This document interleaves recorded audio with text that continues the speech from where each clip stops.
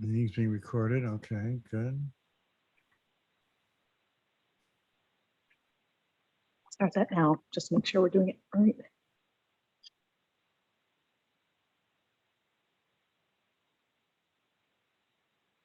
All right, we're here, we're recording.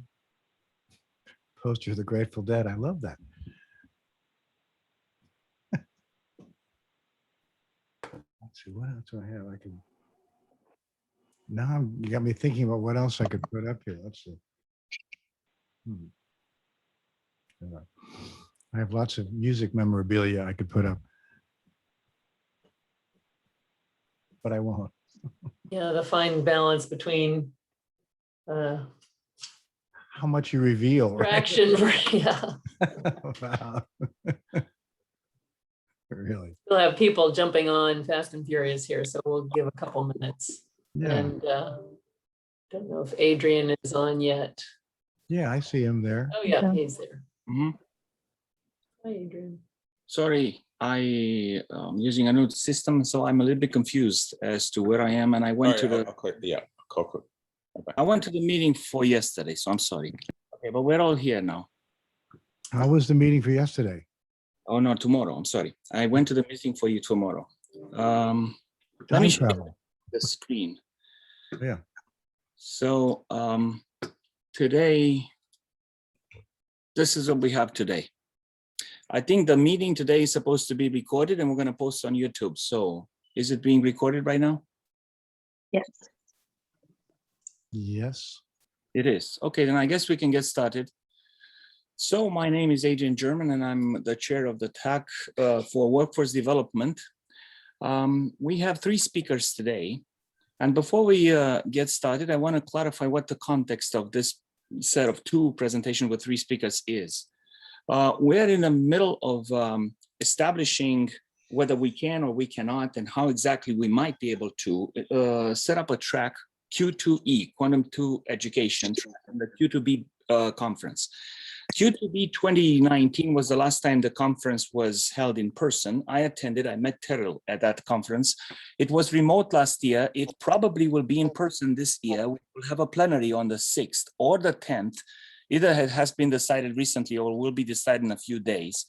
And the idea behind our efforts is to take everything that I have seen that we've talked about in this TAC for at least a year I've been involved, and bring it to the national, to make sure that everybody is aware of this thing. So I would like to answer a question that people might have. What is Q2B and why is Q2B the right venue for Q2E? And what is Q2E going to address? So I'm going to move over here. And this is basically the argument that I'm going to send to everybody by email or person to person individually. If you look into the APS for news for June this year, you'll find an article about workforce development and how APS is a leader in that. The article is about QED-C, and Matt Versaggi, who presented earlier about a month or 2 months ago, is quoted as saying something that I believe is as a mainstream idea by now. He says that industry needs to get involved in training the workforce because academic institutions are not going to be fast enough, nimble enough, cost-effective enough, or aligned to the proper training timeframes for true capability building. Nor will they have the right organizational motivations to produce students that will be productive as soon as they are hired. So what I want to clarify is that Q2E would exist for the first time now. Its purpose in the context of Q2B, which is quantum to business, will be not to address any kind of workforce gap. It's well documented that there is a shortage of workforce. What Q2E is going to do is to try to accelerate the role of industry in bringing along academia. And in this context, academia, just think about where this is starting. In the physics department, the physics departments need to reach across campus, and they have started doing this by all the accelerated master's programs that we've seen appearing. And then academia needs to reach out to high school and middle school so that people that will be hired by our industry partners in about 10 or 12 years will have started now to understand what this is about. And I'll post this and I'll send a link. So that's the goal of what we're trying to do. This will be a track, and you will not compete with the plenary and will not compete with Q2B. It will be a track for education, and we already have a long list of speakers that could be invited. And it was my purpose to encourage all the groups to work during the month of June and July to come up with ideas and possible presentations at the conference. So today we have two presentations. I sent the abstracts, and I don't want to take any more time. We first have John Donohue and Martin LaForest, who are basically the ones that have set up and continue to make that outreach program at the University of Waterloo a model for everybody in the whole world. And then there will be a presentation by Christopher Bishop, who wears many hats, some of them for Inside Quantum Technology. And that second talk is going to be about trying to reach out to students to convince them that they can make a difference in the workforce, and that this is a viable, meaningful career for them. So that's basically what we're doing here. And I'm going to then, I guess, ask everybody to please join me in welcoming John and Martin, and then have them share the screen so they can start their presentation. Is that okay? Right. Sounds good. Just going to quickly share that. Okay, hopefully that shows up for everyone now. Thank you very much for that introduction, Adrian, and for inviting us here today. It's absolutely our pleasure to be here. My name's John Donohue. I'm the Scientific Outreach Manager at the Institute for Quantum Computing, here to talk to you a little bit about some of our outreach and education initiatives, particularly targeted to that K-12 range. I know that part of what we were asked here to do is talk about how we launch these programs. I was very lucky to be able to come into this position with an outreach program that was already booming and bustling. So I'd also like to introduce my colleague, the former Senior Manager of Scientific Outreach, current Senior Product Manager at IceraCorp, Martin LaForest, who will be joining, especially in the Q&A, to help provide some of that historical context. But yeah, I'll just kind of dive into it a little bit. So for those of you who don't know us, we're coming from the University of Waterloo, the Institute for Quantum Computing there. We were founded in 2002. Currently, we have something like 30 independent research groups, so 30 different professors and PIs, and over 200 graduate students. We're a collaborative institute between 7 different University of Waterloo departments spanning mathematics, engineering, chemistry, physics, and computer science.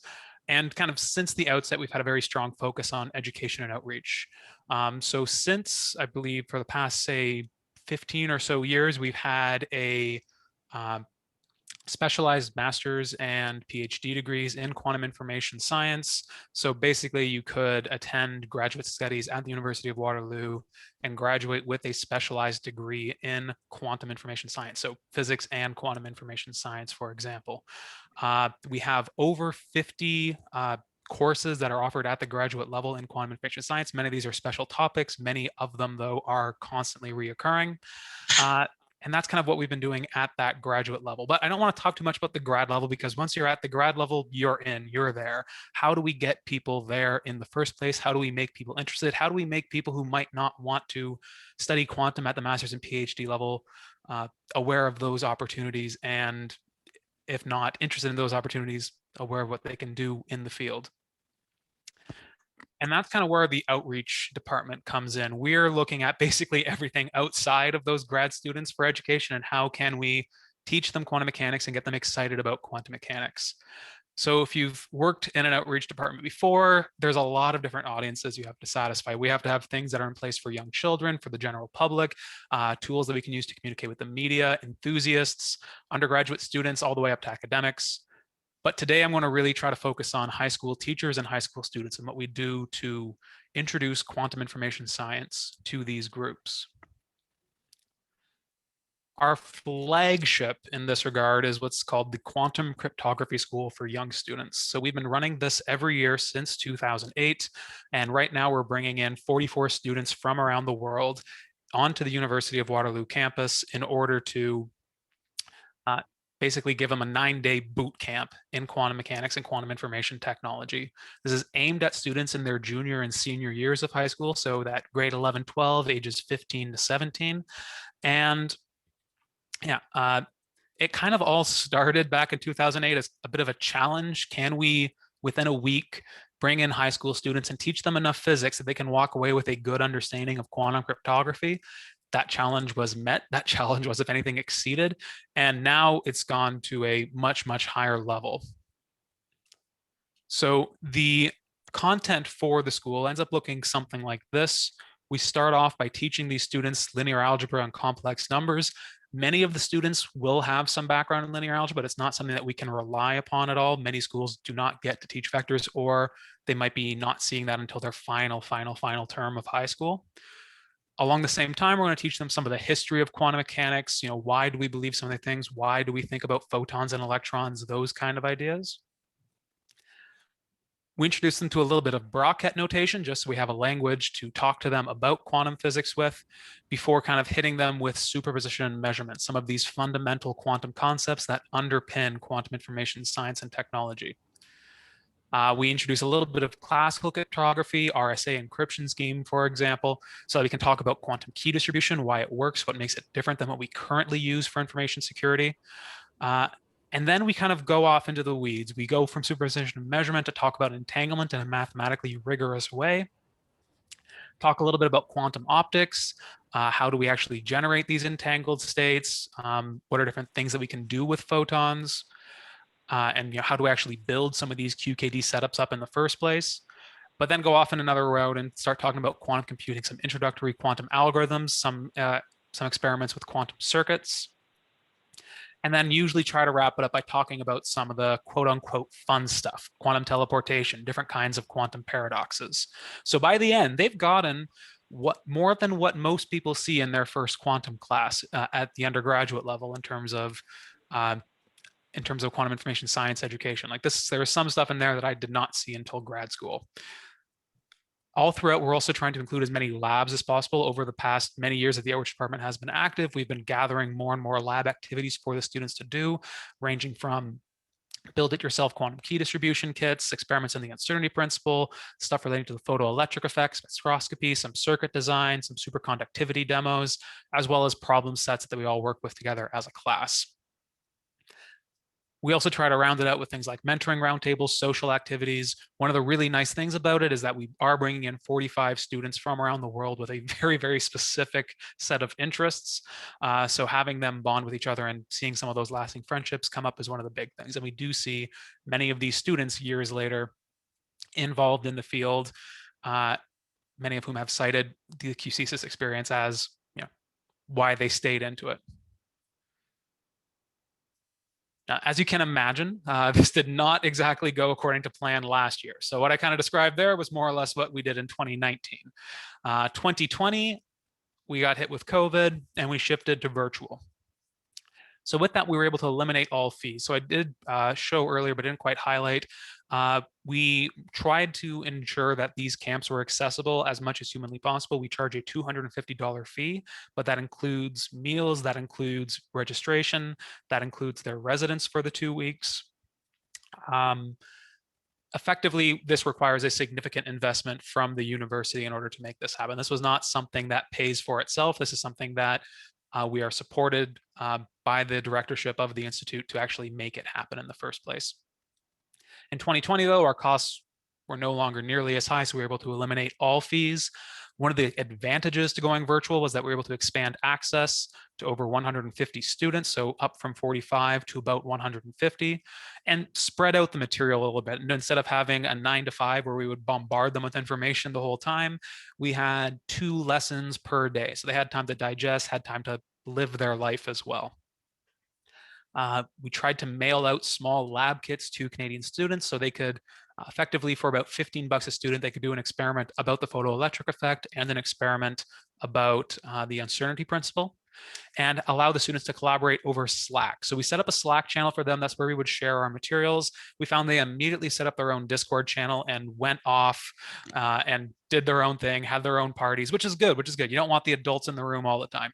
But yeah, so if you give them a crumb, they will build their own platforms, is what we discovered very, very quickly in the virtual QCSIS program. We've also discovered that in some of our undergraduate programs as well. If we give them just a little bit, they go off and take care of the rest. We didn't really need to set up too many social activities for them virtually.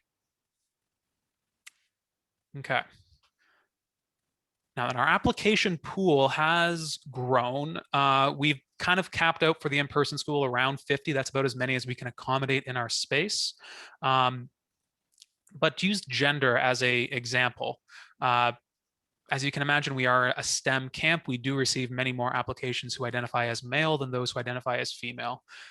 Since 2014, we have achieved rough gender balance in terms of the admissions, but it's actually rather been surprisingly consistent that in terms of our applications, they've been about 25 to 35% from students who identify as female.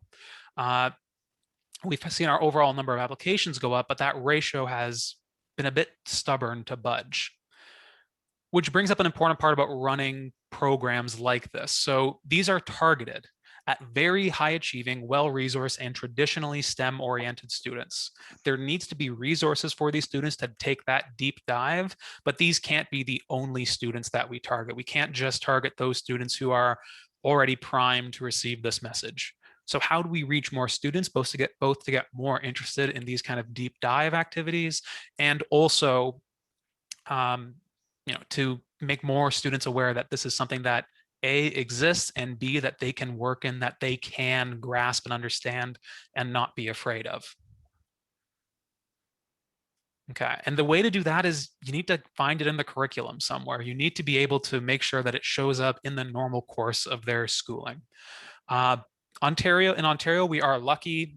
Quantum mechanics is in the curriculum, but these are the topics that do appear in the curriculum: the photoelectric effect, matter waves, electron diffraction, the Compton effect, mission, nuclear power and radiation, quantum medical technologies, and the standard model of elementary particles. This is grouped as the last topic of the last the last physics course that high school students encounter in Ontario physics, is Ontario grade 12 physics. And what we see here is mostly what we would maybe term the first quantum revolution or classical quantum physics, sort of the history of quantum physics. There's not much, the laser shows up, for example, in quantum medical technologies, and there's not much newer than that really going on here. So what's kind of missing? Let's compare and contrast this with the key concepts for future quantum information science learners put together by the NSF last year. Most of these were aimed at undergraduate students. It's unreasonable to expect many of them to appear as they are formulated there in the high school curriculum. But nonetheless, we look at any of these things like quantum state, the ideas of measurement, the idea of qubits, entanglement, coherence. None of those really show up in the Ontario curriculum. And the Ontario curriculum, many other provinces, many other states, quantum mechanics, the word quantum doesn't appear at all in the curriculum or standards. So how do we sneak some of this, not necessarily all of it, we're reasonable people, how do we sneak some of this in there? A couple problems. One, course schedules are already packed. Good luck trying to introduce something without taking something out. Another problem, many teachers are uncomfortable with the material.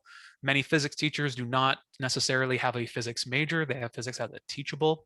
And even the ones who have physics might have outdated physics at this point. It's been a while since they've taken a course in quantum mechanics. It's not something that shows up with an easy to follow textbook that's been approved by their board right away. So how do we get teachers more comfortable to teach it? And how do we make some room for it?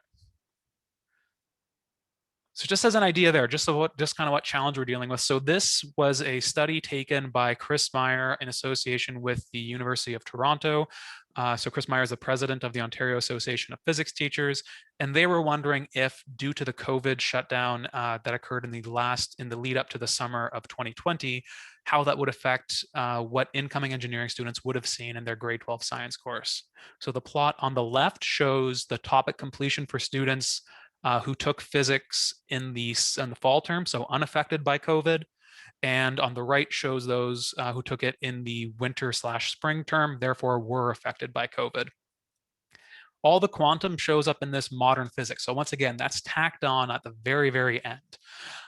And in the case of the ones who were affected by COVID, we see that only 37% of the students who were attending the 32% of the incoming University of Toronto engineering students had seen modern physics. 30% had seen it remotely, 31% hadn't seen it whatsoever. Honestly, I'm not that surprised by anything there. When you're talking about COVID shutdown, that messed up everyone's schedule. It's pretty reasonable that a lot of them had to cut things off at the end. What surprised me is that when I look at the modern physics completion ratio for those who were not affected by COVID, we still have about 30% of the students not really learning anything about modern physics. And that's what's in the curriculum. Okay, so what's missing here? How can we hope to fit in more into modern physics if 30% of the students aren't even able to get to what's currently mandated? Okay, so a couple of the ways we try to help here, kind of the standard one to do is class visits. So how can we take resources that we have at IQC, either bring in classes to our building or send out portable kits and portable experiments and visit some of the classes. So we have a few activities. We'll often bring in many students waves and waves at a time to do lab activities in our facility. We have build it yourself quantum key distribution kits, demos on cryogenics, superconductivity, diffraction, and uncertainty. In 2019, kind of our last year of normal operations, we have over 1,000 students that we interacted with in this way. And during the times of COVID, we've been hosting virtual class visits where members of the outreach team, as well as graduate students at IQC, have been virtually interacting with students. And we visited over 90 classes since May. But especially the in-person ones, were limited to local schools. So this is in Ontario-wide. This is Waterloo and Toronto region, basically. And it's mostly schools with resources. If we're going to bring in those schools, they need to be able to have a bus. The school needs to be supporting them on that. It's not accessible to everyone. Even if we open the doors and say, we'll let everyone in, you're still limited by who has the resources to do that. Another way they've been doing is to try to go directly to the teachers. So since 2015, this was really a passion project launched by Martin and a few teachers who work with the Ontario Association of Physics Teachers, is basically quantum for educators. How can we develop new activities for teachers that fit in and that they are comfortable with and that they can fit into the existing curriculum? So we've run a workshop, a weekend workshop for teachers since 2015, based on these materials that have been developed in collaboration with quantum experts and high school educators. When we do it live, we bring in 40 teachers for a weekend workshop. Once again, in 2020, due to COVID, we were thankfully able to boost our numbers. So instead of just being able to bring in 40 teachers due to space limitations, we were able to host over 150 teachers for a string of 1.5-hour workshop sessions. Mostly due to our network as well as funding, we mostly focus on Canadian teachers for this. The virtual version, though, opened it up to the American teachers, partially thanks to a partnership with Quantum for All and the Q212 initiatives, those kind of folks. And we actually roughly had a balance between Canadian and American teachers, and a lot of American interest in these kinds of programs is what we found. So we do have lesson plans available for this. They are freely available online. You can find them on the IQC website at this link down here. Just to kind of briefly go over them, we cover most things through the idea of light polarization. We landed on that because it's something visual that teachers can show their students. It ties into what they've already learned about. The light unit comes very close to that modern physics unit at the end of grade 12 physics. So it gives them a natural leaping off point. They don't have to worry about teaching their students something new and unfamiliar like spin. They can start off with, hey, here's polarization, you know that. Now let's think about it with a photon and use that to understand things like superposition and like quantum measurement. Ties in easily to some specific technologies like quantum key distribution, ties into concepts that they normally do teach anyway, like wave particle duality. We're just going to put a different spin on it.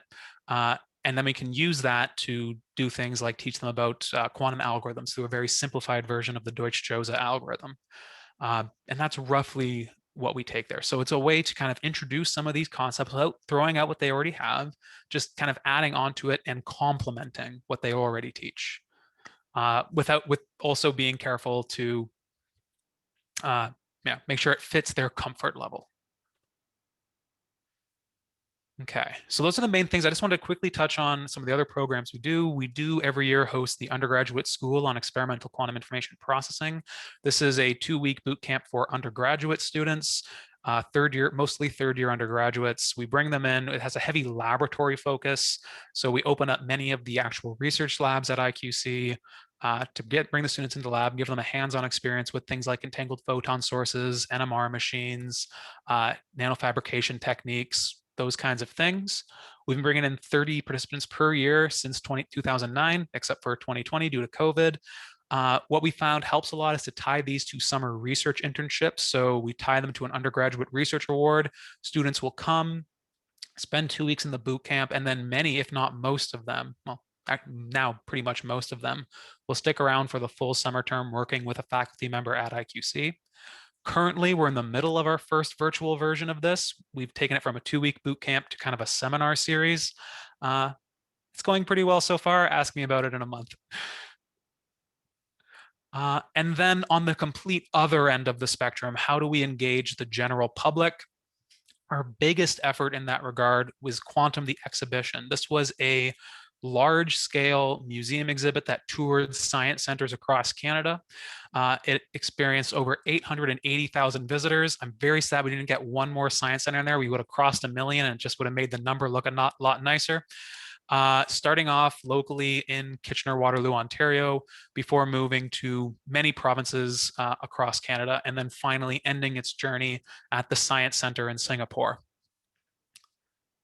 The basic idea of the exhibit was to start off by teaching quantum mechanics, some of the history of quantum mechanics, some of the basic ideas of quantum mechanics, let students engage with those, let children engage with those with hands-on activities, talk a bit about information technology, computing, the information boom of the 1900s, and then merge those together into talking a bit about quantum information and the applications that we have in store for that.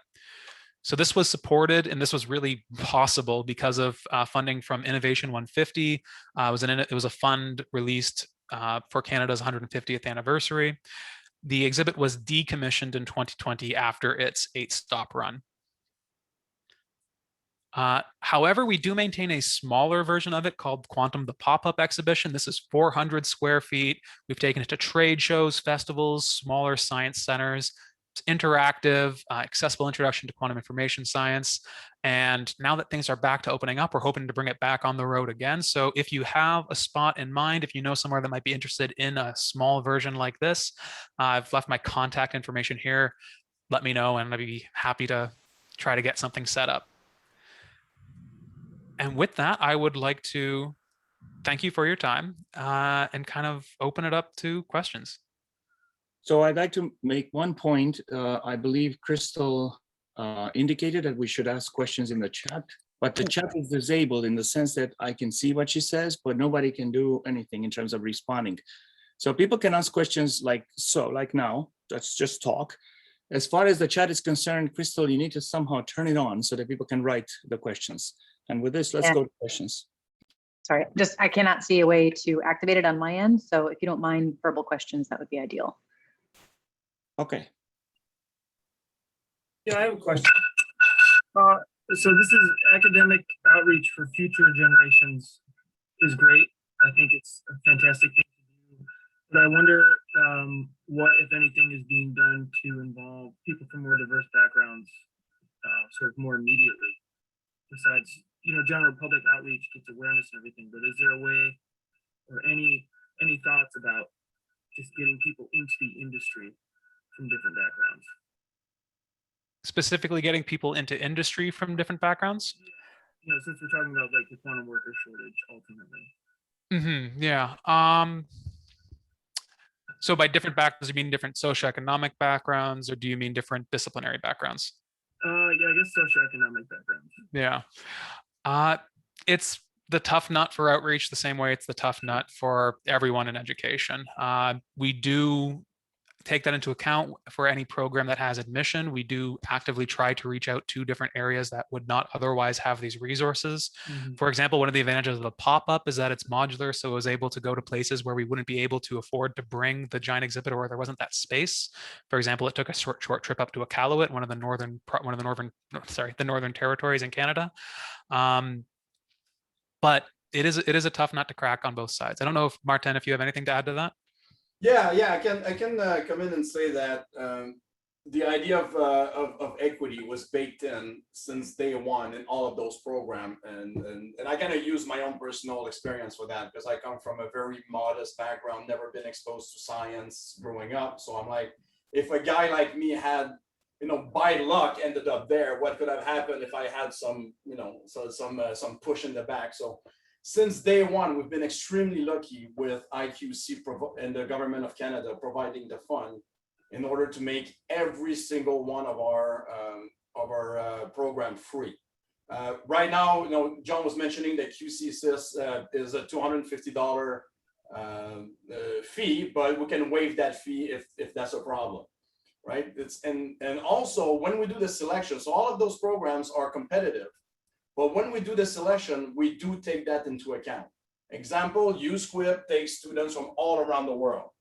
We could easily say, well, you know what, we're just going to look at the big Canadian and American university and screw the rest. But no, we actually make an extra effort to go find a smaller university because, the experience shows that we found real gems in those small universities. And and most of the time it's because they could not afford to go to the big city, or they were just coming from a background that was not necessarily enticing, or they had some responsibility back home. So, and everything we've done in the past, we always had that in mind. Now, we're not going to change the world by ourselves, right? It's a much bigger problem than us, but we really keep that in mind to try to bring, so having everything free, so that takes out a little bit, at least the money issue. We're going to see, the smaller remote university that takes care a little bit of the geographic. So we try our best, and you can see the stats in the past that we haven't revolutionized the world, but I think we've done a little bit of our of a good thing. Yeah, And certainly maybe I moving should in the right mention direction. also, you mentioned for industry. Keep in mind, a lot of those programs was started in 2010.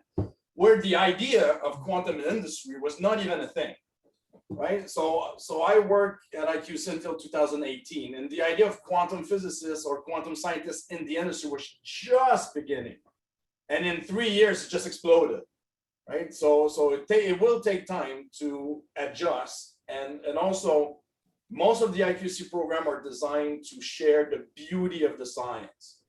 And I think it was the MC who said at the beginning that we need the industry people to come in, because at the end of the day, if they want to have workers to work for them, they should chip in as well. They should just get the education for free, right? So it's a bit their role to chip, because the role of university, I still believe, is to create thinker and smart people, not to create working bees. That's the industry job to do that. If we can give them the knowledge and then go to the industry, we've done our job. Yeah. But that's my personal opinion. You might not agree. It's okay. We can fight over it. No, I'm good. I'm good.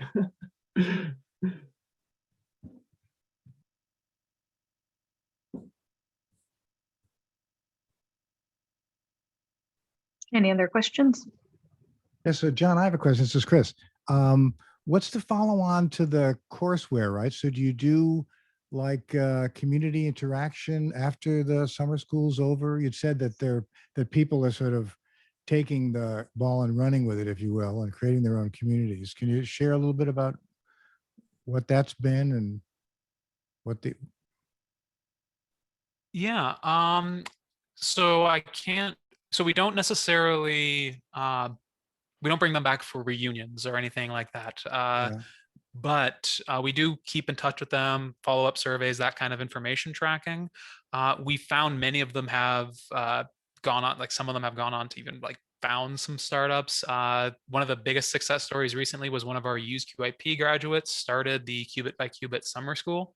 Oh yeah. Yeah, taking a lot of the stuff from used QIP as some inspiration for that. So that was amazing to see that come up, and that's exploded in popularity. We're looking through the applications for our high school one now, and just every third one has attended the Qubit by Qubit summer school. Cool. Yeah, I Yeah. really should Well, compile a list for next yeah, time. I mean, well, and to Martin's point, right? Like, so be interesting to know how many land in the private sector, right? Do Mhm. they end up doing something at a big company or creating a startup or working in the supply chain or whatever? Just, Well, for the longest time, we're able to keep track of them through Facebook, but now kids don't believe in Facebook anymore. So keeping track of kids on Instagram and Snapchat is not as easy as Facebook. yeah, But you know, through I think it's a good 10 years of participant, we sort of kept in touch one way or another. And I don't have exact number, but like a satisfying percentage of people end up in the industry or in connected industry or startups. You know, enough that when IQC has published a newsletter, we always have kind of a story about alumni of those programs. We haven't ran out yet. cool. So, right. So, Yeah. let just, no, I say a satisfying number because every now and again I see that pass by, and you know, we feel the pride. You know, we've done a difference. You know, our students, especially the undergraduate program, our students end up almost 100% in the field, either for grad studies or. Cool. But keep in mind also, the ultimate goal, at least when we started, was not to turn every single participant into a quantum something. Yeah. It was to build a quantum aware generation of engineers, scientists, leaders, and business people. Mhm. And then, Cool. and I think with those programs, we've achieved that. They might not be quantum schmentum people, but they know about it. And then, you know, when they become leaders or CEOs or get, you know, at least they know that this quantum thing exists and they don't think it's magic. Right? Yeah. They know there's a limit to what it can do. So they're well educated about it. Great. That's great. Thank you. I also have a question for Martin or Martin LaForest. I'm sorry I messed up the name in the beginning. So All right. right now, John is running what looks like an exceptionally successful operation. My question for the very beginning, were there moments when you felt that it's going to be harder than you thought it would be? In other words, people are going to follow your example and try things out. Do you have some advice for them in case they encounter roadblocks that they don't anticipate right now? I mean, at some point, the passion and the amount of adversity, you know, might actually. So can you give some examples, some advice too? Yes. Well, I mean, number one, you cannot get 100% of the people to understand 100% of what you're going to present. That's number one. Number two, remember that we're teaching science and engineering, so don't denature quantum mechanics. That's one of the very easy trap to fall into, is to simplify quantum mechanics to the point where it's not quantum mechanics anymore. You know what? Quantum mechanics is bizarre. Deal with it. That's the way it is, right? There is a point where you cannot use everyday language to explain quantum mechanics. There's a stop. That's the nature of things. Your job is to not erase that stuff, but help people go above it, right? So I always had a big pet peeve for people who create educational video, but they're talking about crap. Like they're not even talking about quantum mechanics anymore. They went so far off the simplification that they're talking about something else. Like, I have no patience for this, and I don't think we're helping anyone doing this. So yeah, so you know, I'll take for example with QCSys. I think the high school program. I think now with my 8 years, and now John's been doing it for 3 years. He revamped a whole bunch of programs. He's done a fantastic job. Like, it took us 10 years to create, deliver, change, consult, and feedback all the time to get to a place where I think now we have a pretty good lessons plan. It's still not perfect. So the first time you're going to create it, you're probably going to bomb because it's going to be too hard, or you're going to miss the mark. It's okay, right? Nobody's done it before. So don't give up. And again, no, I don't want to speak for John, but I will. It's an IQC's mandate. Like, it's in the strategic mandate of IQC to do outreach.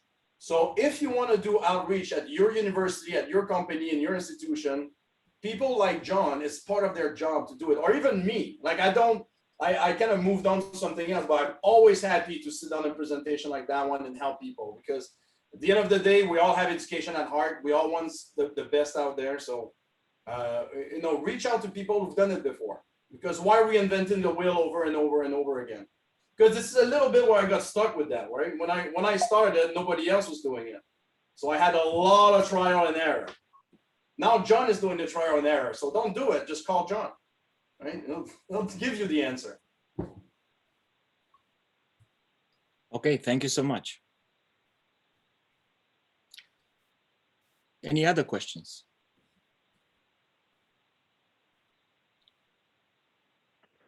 So we're at 3:40, we have until 4, so that means we have 20 minutes left. Should we move on to Chris or anybody, any other questions?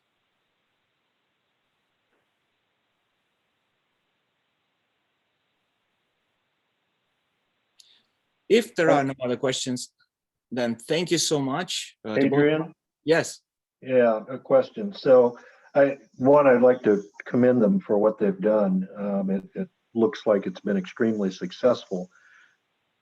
I think you stated this, but it is going after students that are in well-resourced educational institutions, and they're already interested and motivated in science. And kind of the question is, from what you've been doing and your experiences, can you give some specific recommendations as, besides getting more money and resources to do it, what's important to do to better engage students that aren't in well-resourced institutions or aren't initially motivated and interested to get into quantum or even physics in that matter? Well, I think what John meant is that by nature of the programs, the student from well-resourced and with well-resourced place and with a high interest kind of self-select, right? We don't necessarily go after them; they just self-select to do that. Now, that being said, and John, feel free to disagree with me, it's not really IQC's job to get people interested in science. And here's why I'm saying this. The interest in science starts at a very young age, right? It doesn't come when you're 17 or 18. It typically is nurtured from very young age, right? My son is 5 years old. I can already see it being nurtured at that point. So it is parents' job, it is educators' job, but also it is others' program job to do that. And what I mean by this, I don't want to de-responsibilize myself, but IQC is a research institute in quantum stuff. It's not really in our mandate to go down and teach, grade 1, 2, and 3. We would love to do it if we had more people, more time and all this, but there's already a whole bunch of programs that do that. I personally hope that the outreach program to the very young actually do try to reach the people that are not as interested or coming from a bit harder background.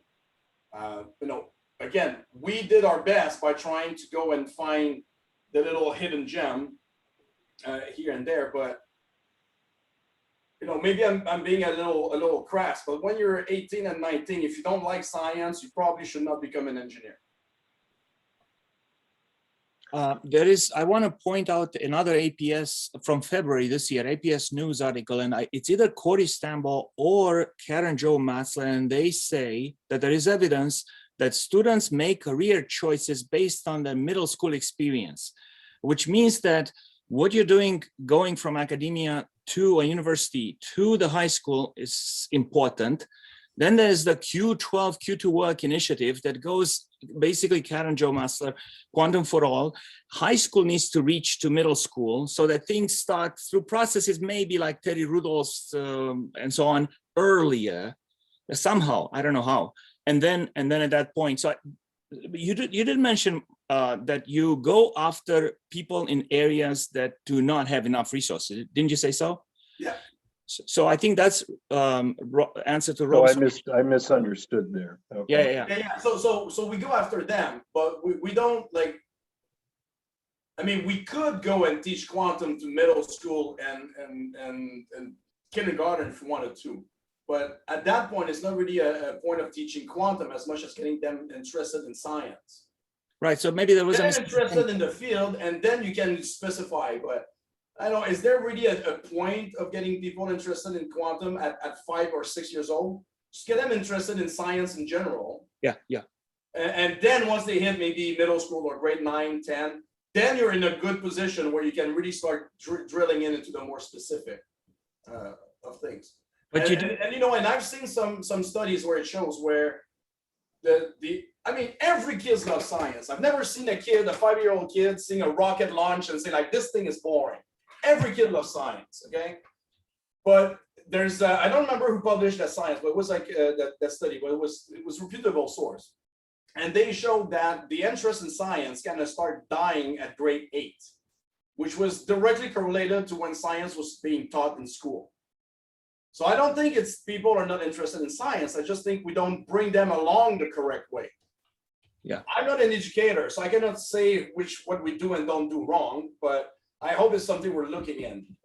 It's to bring in science, you know, in a more interesting and fun way, because it is interesting and fun. How many people told me when I told them that I'm a physicist, and they told me, oh man, I hated physics in high school.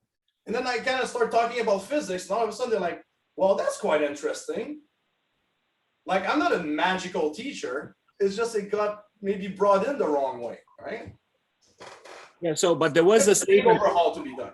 Was there a statement earlier, either John or you, saying that your goal was from the beginning to reach out to people from areas that wouldn't have as much opportunity? Didn't you say so? It's been one of our philosophies for Exactly. sure. And yeah, different ways to do, like, it's a hard trap to avoid. It's hard to, basically you have to actively take that approach. You can't passively assume that you're going to be getting those people, or else you're not going to get them at all. Because often those people, they filter themselves out. Yeah. And I can speak for myself, right? When like I'm from a small town in whatever, Quebec. And you know, my teacher says, well, you should go to Montreal to go to university. And I'm like, I'm not gonna apply to Montreal. I'm never gonna get in. I'm from like this small town, nowhere, Quebec. So I filter myself out until somebody kicked me in the butt and then did it. So a lot of people that we're trying to go get in those, you know, underserved community is exactly that. They're great, they're smart, they just filter themselves out. Sorry, I just want to jump in and say, I slightly disagree. I don't think they filter themselves out. I think resources filter them out. Yeah, it's a whole package. Yes, you're absolutely right. Yeah. Mhm. There's more I could say, but I'm gonna. Right, but what's left here, what's important is that the effort is in fact made to reach out to those people. So that probably addresses a little bit of the question that Rob was asking, right? Yeah, I think another comment I could make is that I think everyone is curious. Most children are curious at a young age. And the problem is there's a transition that happens between tapping into the curiosity of young people into, you know, a classroom setting that does not support curiosity. That's the problem. And so programs that support curiosity have to reinforce what's in the classroom, because we're not going to get away from these standardized things that our education system unfortunately is based upon. So that has to happen. But what also has to happen is, despite data that may say, oh, you know, by this age, blah, blah, blah, I think honestly you have to sort of ignore that and still beat the drum and support the curiosity. That's my approach. Good. That was a great point, Tina. This is Hunter, by the way. Hello, everyone. And I've heard some really excellent points through this entire discussion. Martin, good to see you again after the ICERA call the other day. I think that each of you has brought out 3 parts of the problem that we have with getting young people interested in the sciences and quantum and in our future research and what we are able to put out to the public. So first, to your point, originally, yes, I think that some additional formalized education is extremely useful. But then I share Tina's perspective where, having come from an underserved community myself with very low educational opportunity, as well as any sort of encouragement to pursue the sciences or any higher education whatsoever, that's also an issue here. Then, to Martin's point, not every child is interested in the sciences. So it seems that we need an approach that incorporates all three of these perspectives into a single one, where we touch on the problem from multiple points. And also, I can't recall who said this earlier, but to find a way to bring this information to life so that kids are excited about what we're doing. As I remember myself, how bored I was in math classes. Science was a little more interesting because it was tangible and applied, and I could see where all of this was going to be of value someday. But when I was there in linear algebra, I was dying of boredom because my teacher didn't know how to take that info and make it exciting for me as a child. But as for science itself, super interested from a very young age, from the first time I got my first chemistry set and microscope. So again, I think this is excellent discussion, and maybe it will lead us to a good curriculum that can help the students long term, at least those who are interested and into it. And I should mention real quick, not every students are interested in a career in science, and nor should all students have a career in science. Like we sometimes we pat ourselves on the back so much, we kind of forget that, you know, there's something else in science and engineering, and it's okay if somebody wants to be an artist or a psychologist or do humanities. It's perfectly fine, right? So we should not reach for 100%. Otherwise, we're going to be, I think, a pretty boring population. The jokes will definitely be not as good. Yep. And I think part of this comes back to the disparity in education as well. Not every location has the same access to the same information, curriculum, or learning materials. I thought it was interesting what you brought up, Martin, about where you grew up and how it was kind of a tough part of Quebec. Same for where I grew up in West Virginia. There were no school books for children there. Parents had to purchase them, and if they couldn't afford them, some kids couldn't afford to go to school, literally. And in my case, they stuck me in the hallway and had me teach other kids to read because they didn't know what to do with me. So having a larger program that could be of low cost but high value and accessible to everyone, that is a fantastic goal. And I can only imagine what the kids could do with that given the opportunity.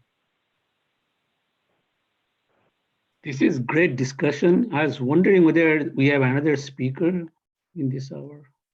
We do have another speaker. We do have another speaker, and that will be Christopher Bishop, and he only has now 7 minutes left. Yeah, Now, that's what I was wondering. So, Chris, maybe we'll have to reschedule your talk, but could you, in 7 minutes, give us an idea as to what was the message of your talk?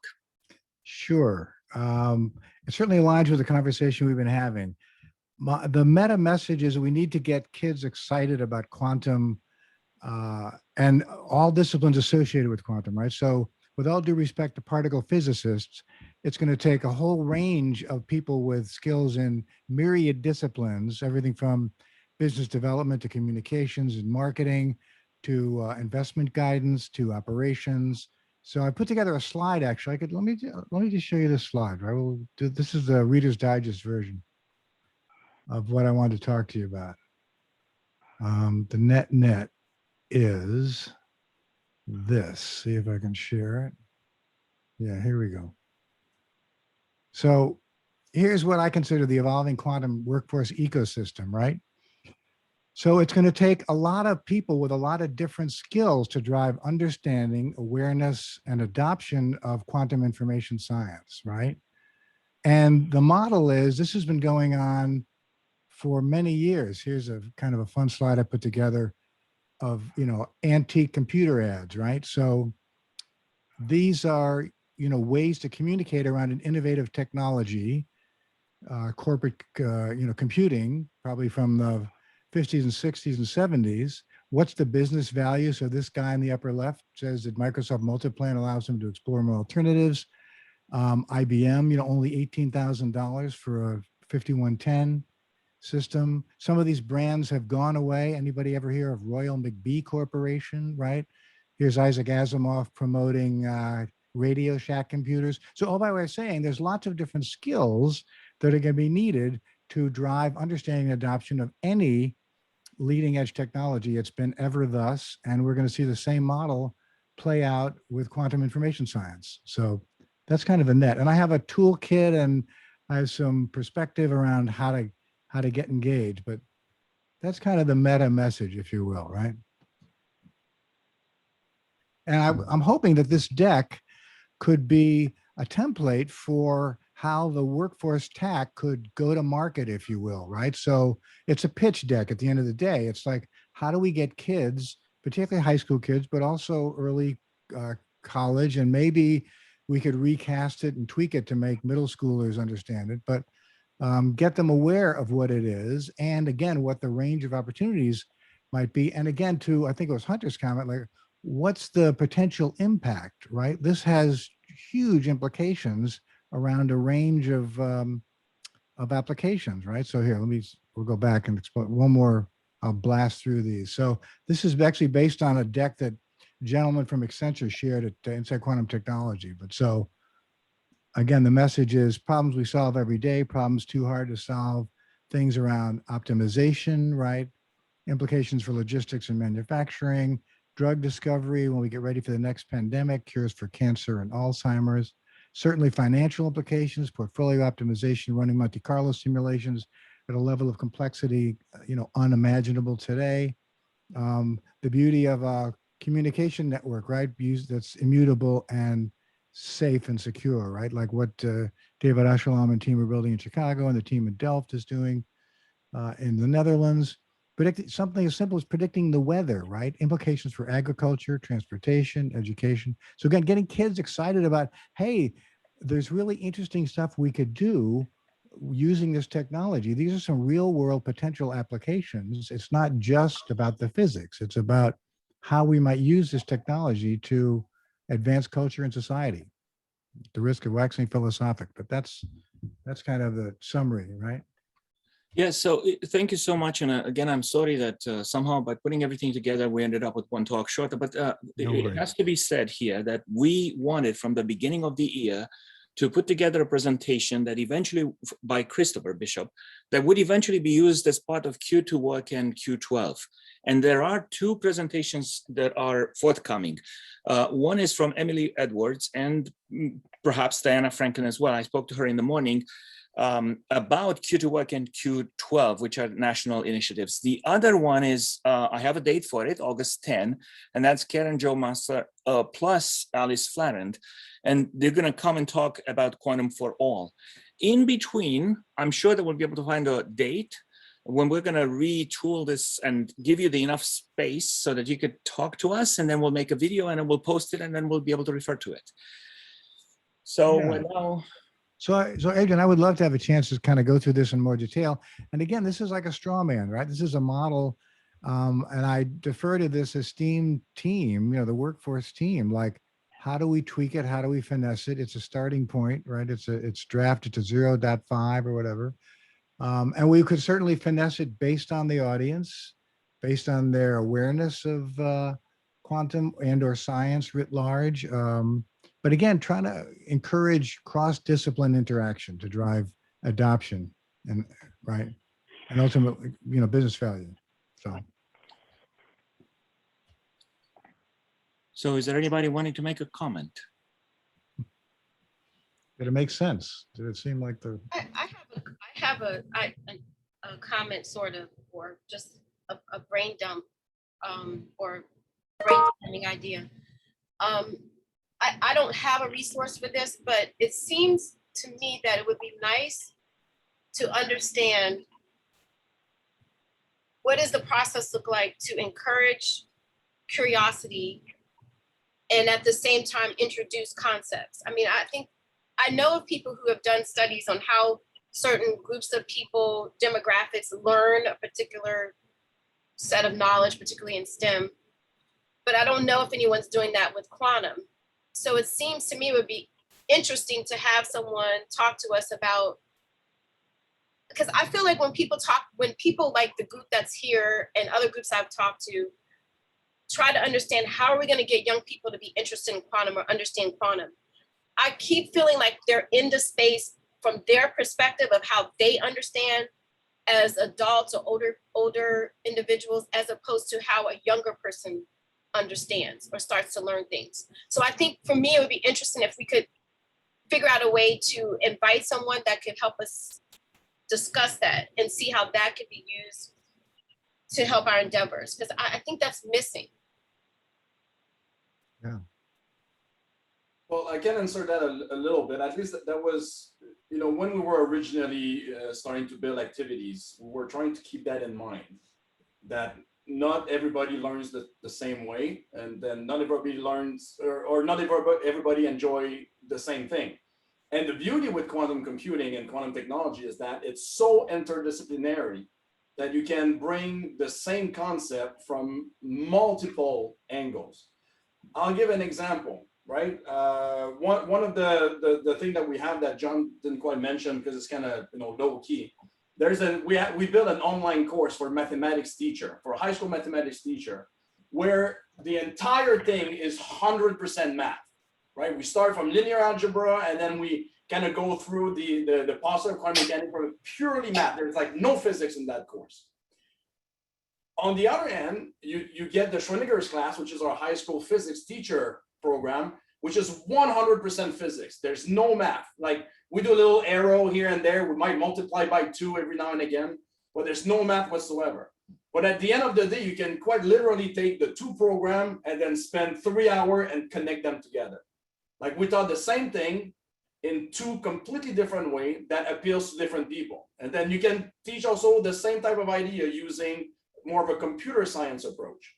And then some of our programs are more visual, other ones are more reading, some of them are inquisitive, some of them are more, here's the answer. So we try to keep that in mind, because one textbook for everyone will not work. We know that.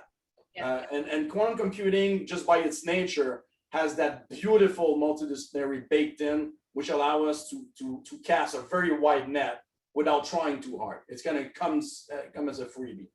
And Tina, that's a very good point you're bringing. If we want to cast a wide net, we need to make multiple different kind of activities in multiple shapes and forms. Okay, we are past the top of the hour. I wrote down all the suggestions. They are wonderful. I'm going to pursue them and I'm going to bring them back to you in some form of presenters or presentations. I want to thank everybody who came here today. We have to stop. Thank you once again, and I guess we'll see you next time. Bye-bye. Thank you. Thank you. Thank you, everyone. Thank you. Bye-bye.